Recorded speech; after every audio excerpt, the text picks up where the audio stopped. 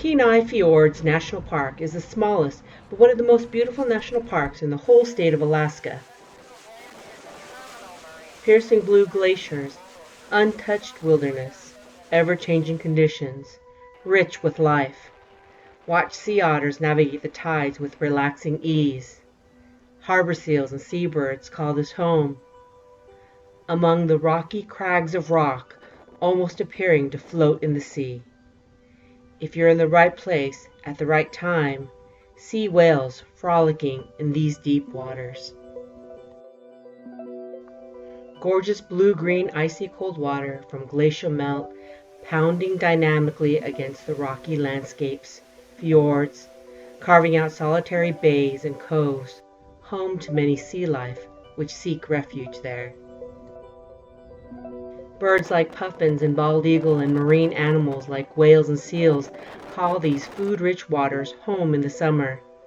One visit here can change your mind about what is possible in the union of harshness and its resulting beauty.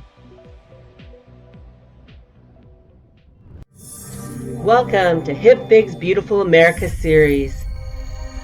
In this episode, we'll show you the beauty and majesty of Kenai Fjords National Park. In this video, Hipfig will share our own experiences traveling in this glacial palace and provide information that is helpful to the first-time traveler here.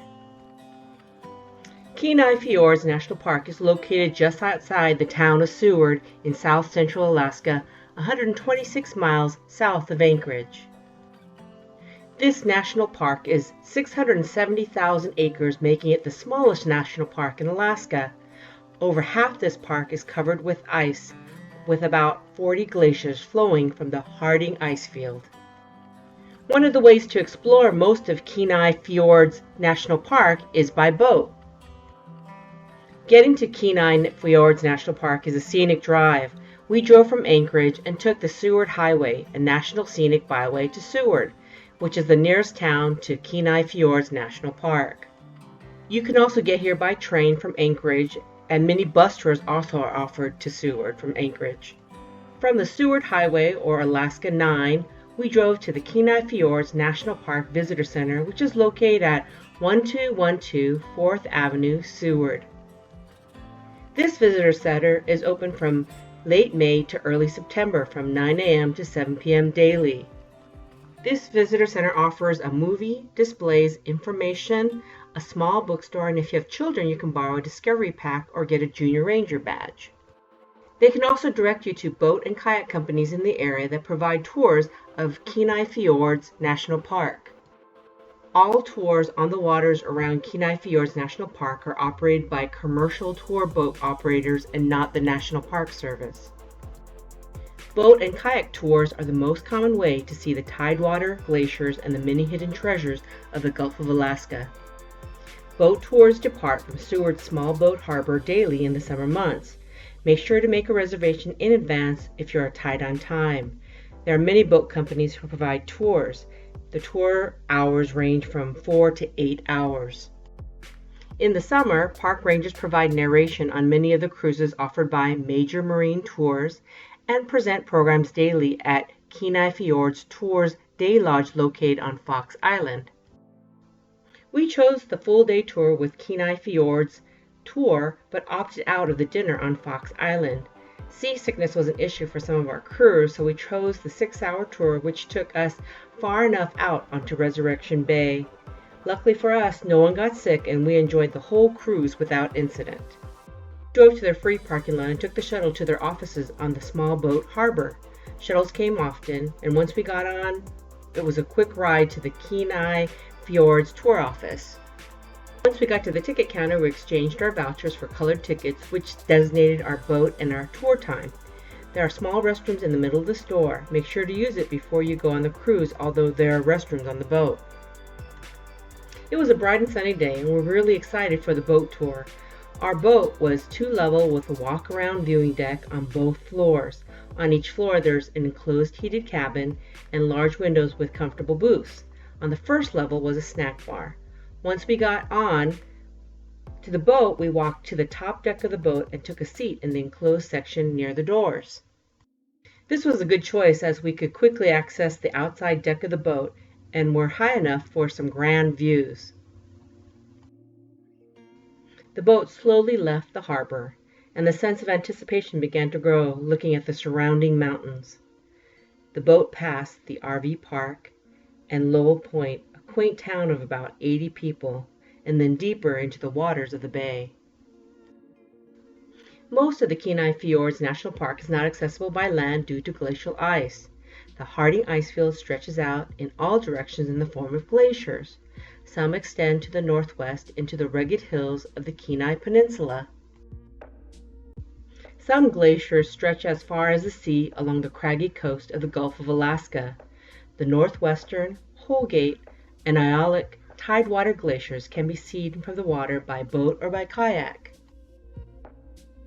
As the boat cruised Resurrection Bay, we spotted our first view of wildlife, a relaxing otter floating aimlessly and looking with slight curiosity as we drifted by. Then the boat began to rev up and gain speed as we left Resurrection Bay for the open waters of the Gulf of Alaska, and so the exploration into Kenai Fjords National Park began. The exhilarating feel of the cold wind and sea breezes awakens a spirit of adventure. From a distance, we could see the majestic Aialik Glacier as we left Resurrection Bay into the open waters of the sea, a preview of what was to come later. Out in the open waters, if you're there at the right time of the year, you can see humpback whales and orcas. What a sight it was! We saw this beautiful orca diving in and out of the water while it was feeding. Our boat stopped when the orca was spotted. We saw it spouting from its blowhole several times as it rose to the surface. Then we saw this spectacular triangle dorsal fin. The orca is a summer resident and is the largest member of the dolphin family and lives in small groups called pods. The killer whale is capable of navigating and hunting underwater in complete darkness using sound and echolocation, a natural sonar. Did you know that orcas are carnivores? They feed on marine animals like sea lions and fish like salmon. As we continued on our cruise, we stopped near small rock islands like Rugged and Chiswell Island, teeming with wildlife from all sorts of birds to sea mammals such as cute puffins, sea otters, Dall's porpoises, stellar sea lions, harbor seals, eagles, and much, much more. These rocky islands are surrounded by enormous White Peak Mountains, which are part of the Kenai Fjords National Park's alpine glaciers. These glaciers are formed from the ice from Harding Icefield. Ice from the Harding Icefield have been pushed down for thousands of years, creating glaciers. Valley glaciers terminate in valleys like the Exit Glacier, which we'll talk about later in the next section. Tidewater glaciers are those that meet the sea, like the Aialik Glacier. As the boat entered Aialik Bay, we could see spires of rocks with trees growing on them, as if from an Alien Planet movie set. We stopped at one of the rocks with a giant hole in it, like a picture frame from where you could see Aialik Glacier. Absolutely stunning. We passed these rock formations and headed towards Aialik Glacier.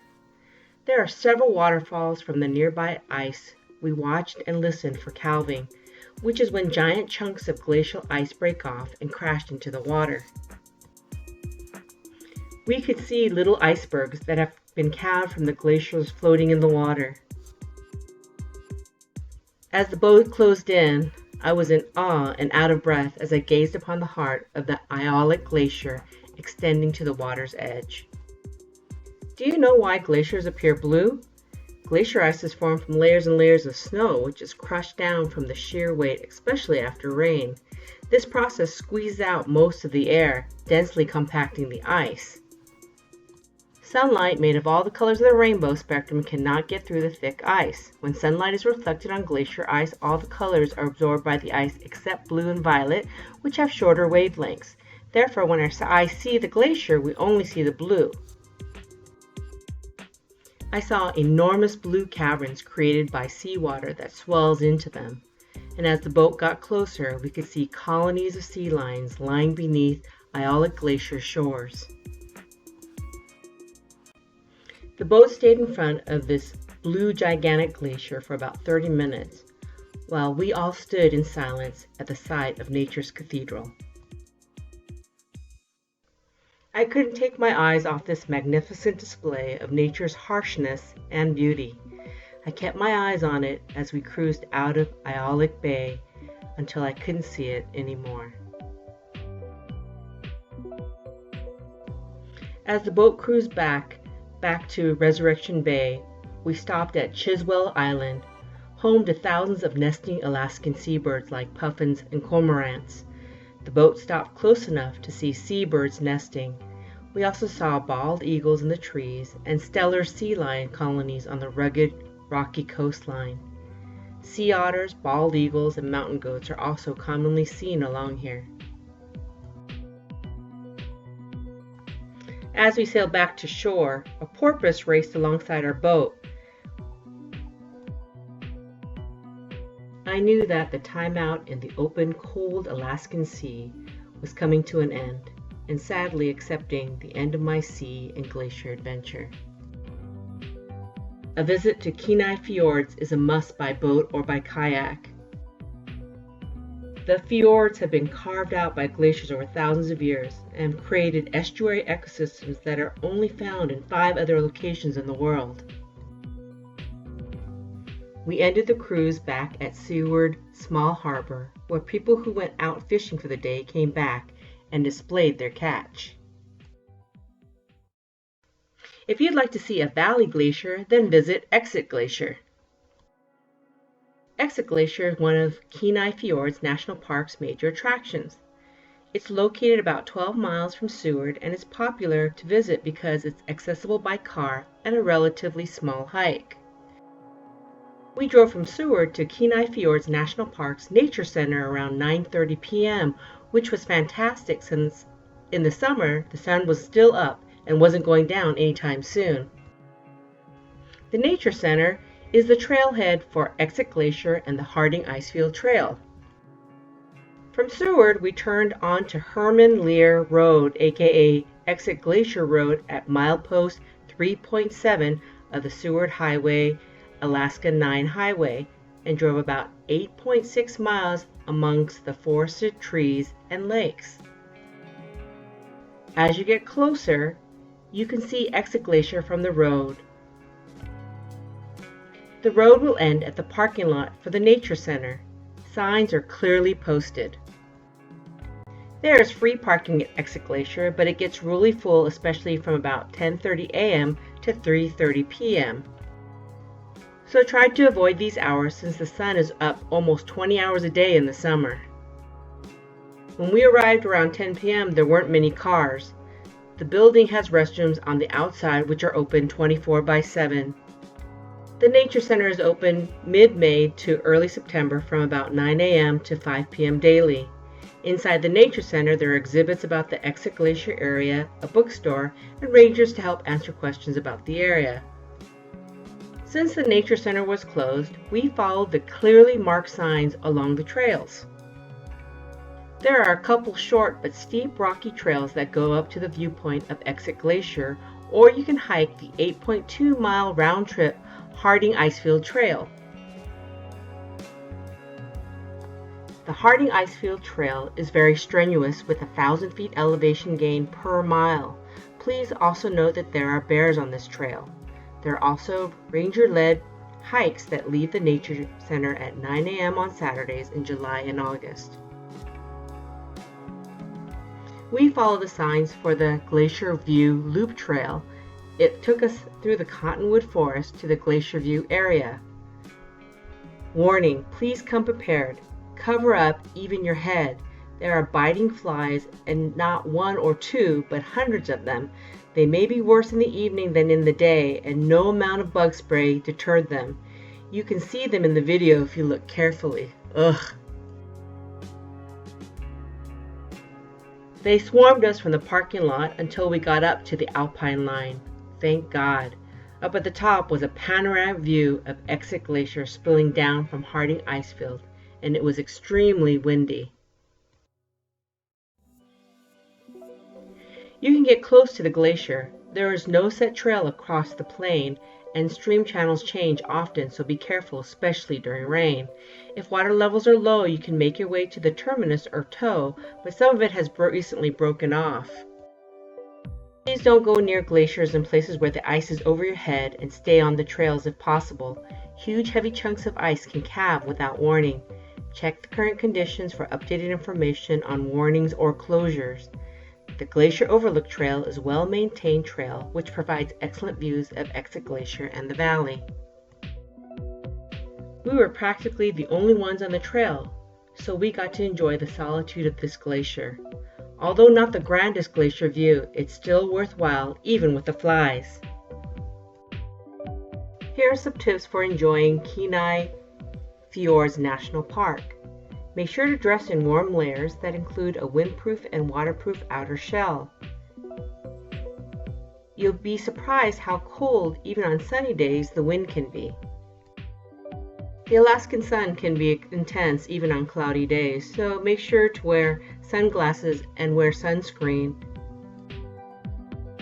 No matter where you're in Alaska, remember to always bring a refillable water bottle and make sure that it's filled with water. If you're prone to seasickness and are considering a boat tour, consider taking a shorter tour or taking medication.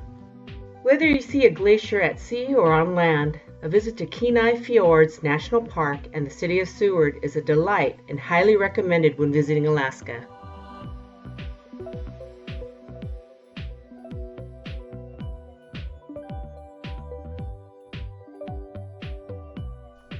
If you like this travel guide and want to show your support, then subscribe and visit our Hipfig travel channel on YouTube for more videos like this. Happy travels!